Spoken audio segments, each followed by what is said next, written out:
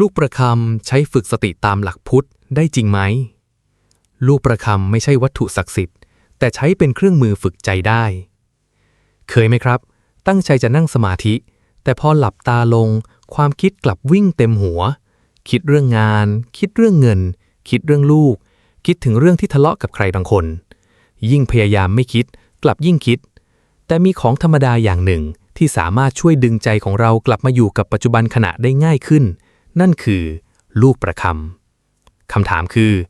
ลูกประคำซึ่งไม่ใช่ของขลังสามารถใช้ฝึกสติตามหลักพระพุทธเจ้าได้จริงหรือคำตอบคือใช้ได้ครับแต่ต้องเข้าใจให้ถูกว่าลูกประคำไม่ใช่ตัวสติและไม่ใช่สิ่งวิเศษที่ทำให้จิตสงบโดยตัวมันเองสิ่งที่ทำให้เกิดประโยชน์คือวิธีที่เราใช้มันฝึกจิตลูกประคำไม่ใช่เป้าหมายแต่เป็นเครื่องมือในพระพุทธศาสนาสิ่งสำคัญไม่ใช่ว่าเราถือลูกประคำหรือไม่ถือแต่คือเรารู้กายรู้ความรู้สึกรู้จิตและรู้สิ่งที่กำลังเกิดขึ้นในใจหรือไม่ในหลักสติปัฏฐานพระพุทธเจ้าทรงสอนให้มีสติรู้กายรู้เวทนารู้จิตและรู้ธรรมอย่างต่อเนื่องโดยมีความเพียรและความรู้ตัวชัดเพราะฉะนั้นถ้าเราจับลูกประคำแล้วท่องไปเรื่อยๆแต่ใจกลับคิดเรื่องอื่นตลอดเวลามือกำลังนับแต่ใจไม่ได้รับรู้อย่างนั้นยังไม่ใช่การฝึกสติอย่างแท้จริงแต่ถ้าเราจับลูกประคำทีละเม็ดรู้ว่ากำลังจับรู้สัมผัสของเม็ดลูกประคำรู้คำบริกรรมที่กำลังกล่าวรู้ลมหายใจและเมื่อใจเผลอคิดก็รู้ว่าเผลอแล้วกลับมาตรงนี้ต่างหากครับที่ลูกประคำเริ่มกลายเป็นเครื่องมือฝึกสติแล้วทำไมการมีลูกประคำอยู่ในมือจึงช่วยฝึกสติได้ลองนึกภาพง่ายๆเวลาจิตของเราฟุ้งซ่านมันเหมือนลิงที่กระโดดจากกิ่งหนึ่งไปอีกกิ่งหนึ่ง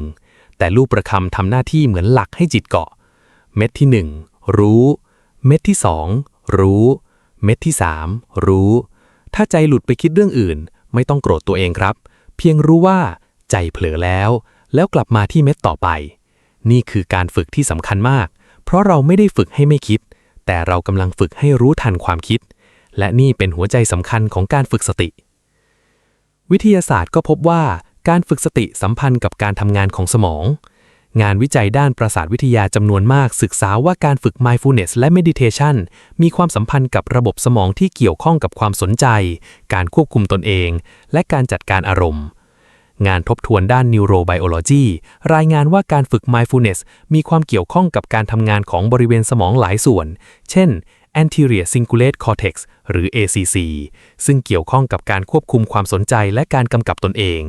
รวมถึงการเปลี่ยนแปลงในระบบที่เกี่ยวข้องกับอารมณ์และความเครียด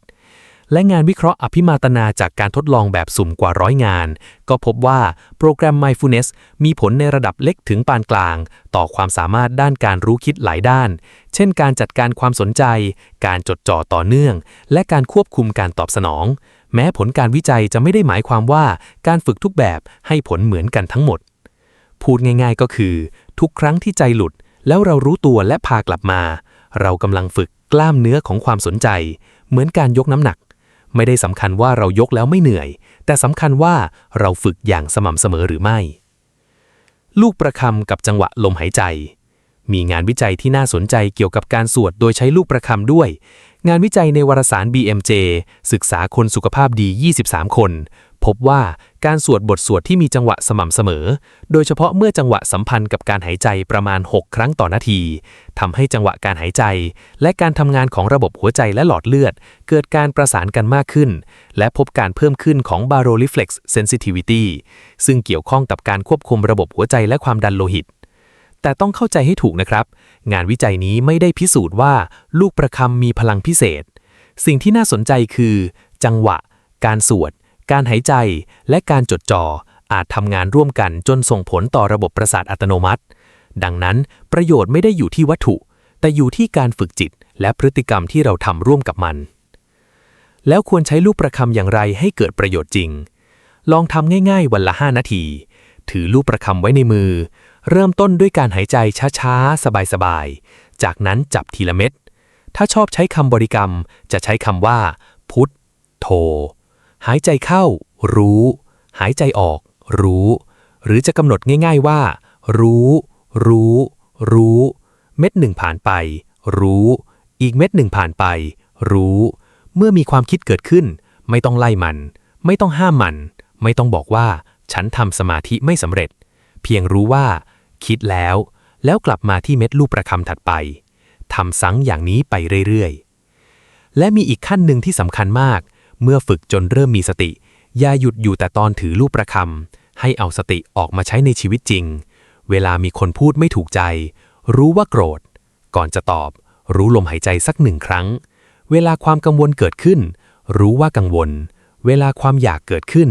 รู้ว่าอยากตรงนี้ต่างหากครับที่การฝึกสติเริ่มเปลี่ยนชีวิต